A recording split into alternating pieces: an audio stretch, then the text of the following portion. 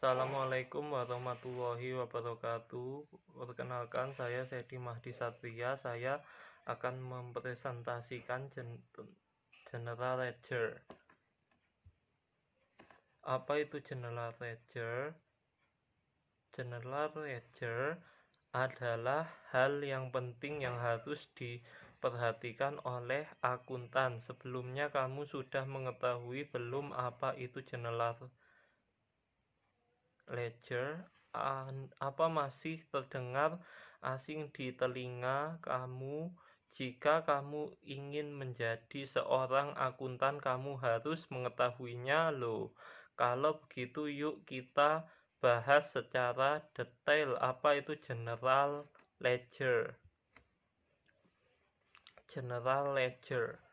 Sebagai seorang akuntan, kamu harus tidak asing mendengar pembukuan. Nah, pengertian dari General Ledger adalah pembukuan besar yang merupakan dari kumpulan akun-akun yang dipakai dalam sebuah perusahaan, dan akun-akun tersebut harus disusun secara teratur sesuai dengan klasifikasi akun yang masuk dalam klasifikasi adalah akun aset, liabilities, dan ekuitas. Nah, akun inilah yang dilaporkan dalam klasifikasi ini juga bisa disebut sebagai akun real. Nah, setiap klasifikasi ini masih bisa dikelompokkan ke dalam pos-pos akun sebagai berikut.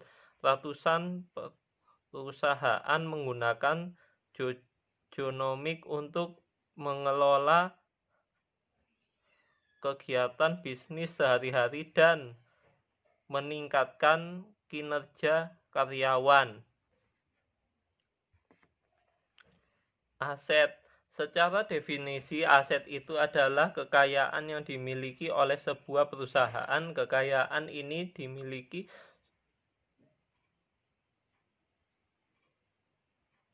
suatu perusahaan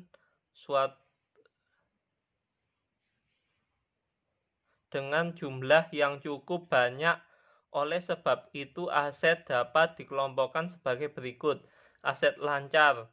Yang dimaksud dari aset lancar adalah aset yang berupa uang tunai yang dapat menjadi uang atau menjadi biaya dalam waktu kurang dari satu tahun. Contoh dari aset ini adalah kas, surat yang berharga piutang dengan persediaan barang dagang, pendapatan yang harus ditagihkan, pembayaran uang muka atau biasanya dibilang DP. Investasi jangka panjang. Selain aset lancar, investasi jangka panjang juga merupakan sebuah aset. Investasi jangka panjang yang dimaksud sebagai aset adalah aset yang berbentuk saham atau obligasi dalam jangka waktu jangka 1 tahun atau lebih. Investasi ini dilakukan dengan secara memberikan aset ke perusahaan lain. Investasi yang berupa saham bertujuan untuk mengontrol perusahaan lain dan untuk mendapatkan keuntungan dalam bentuk dividen, sedangkan investasi yang berupa obligasi mendapatkan asetnya lewat bunga tetap. Aset tetap. Kemudian ada yang namanya sebagai aset tetap.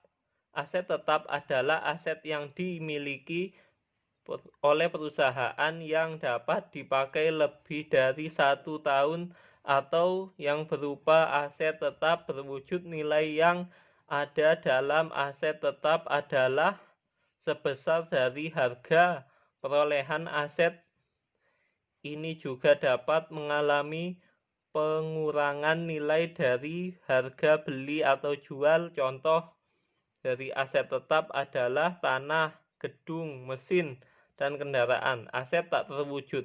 Yang terakhir adalah aset tak terwujud. Aset ini mempunyai masa manfaat lebih dari 1 tahun dan tidak mempunyai bentuk fisik yang nampak. Nilai yang tercatat sebesar harga perolehan. Berkurangnya nilai aset tetap tak terwujud dapat dicatat langsung mengurangi harga perolehan aset tersebut. Contoh dari aset ini adalah goodwill, hak paten, trademark.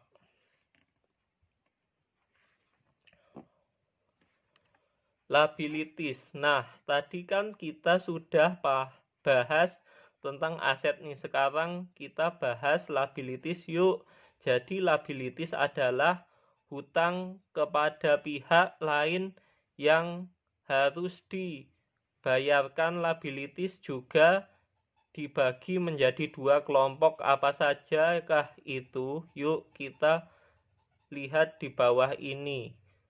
Hutang jangka pendek. Hutang jangka pendek adalah hutang kepada pihak lain yang pembayarannya kurang dari 1 tahun. Contohnya seperti hutang dagang, utang whistle.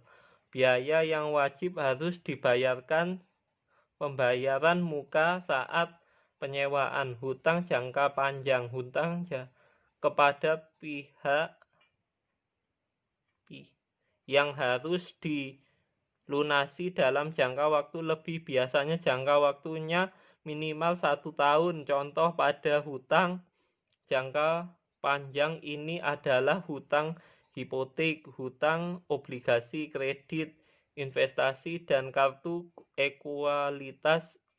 Ingat loh, hutang ini bukan dilakukan oleh seseorang tetapi yang dilakukan oleh sebuah perusahaan. Biasanya perusahaan yang baru mulai masuk ke dunia bisnis akan terlibat hutang terlebih dahulu agar perusahaannya mempunyai modal yang cukup untuk bersaing.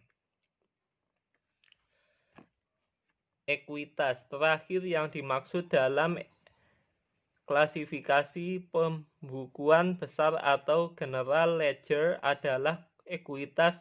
Ekuitas ini adalah hak pemilik perusahaan yang ditanamkan dalam perusahaan. Ekuitas ini terdiri dari setoran pemilik dan sisa laba yang ditahan. Jadi ketiga itulah yang akan dimasukkan ke dalam klasifikasi general ledger. Ini adalah akun yang akan diolah kamu sebagai akuntan. Jangan sampai mengelola ketiga hal itu saat membuat general ledger ya.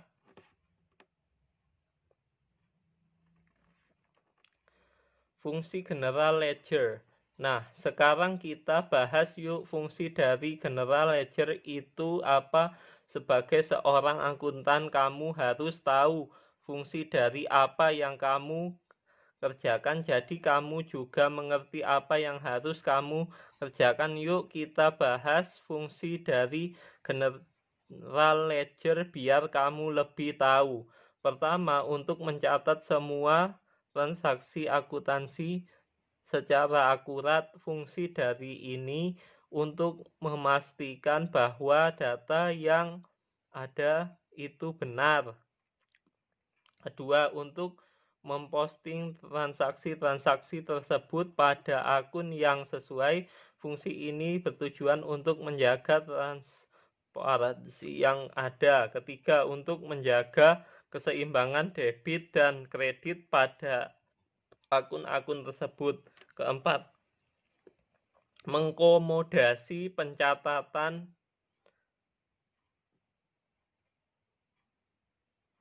jurnal penyesuaian. Kelima, membuat laporan keuangan yang handal dan tepat waktu pada setiap periode akuntansi. Tujuan general ledger. Selain fungsi, kamu harus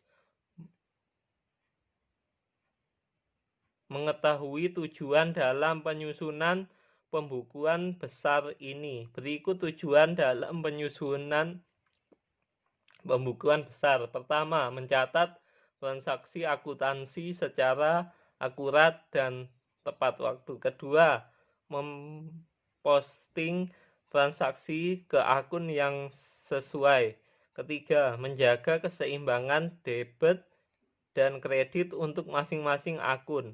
Keempat, mengakomodasikan jurnal penyesuaian. Serta kelima, menyediakan laporan keuangan yang handal dan tepat waktu dalam setiap periode akuntansi. Pertanyaan, apa yang dimaksud dari general ledger itu? Sekian presentasi dari saya. Assalamualaikum warahmatullahi wabarakatuh.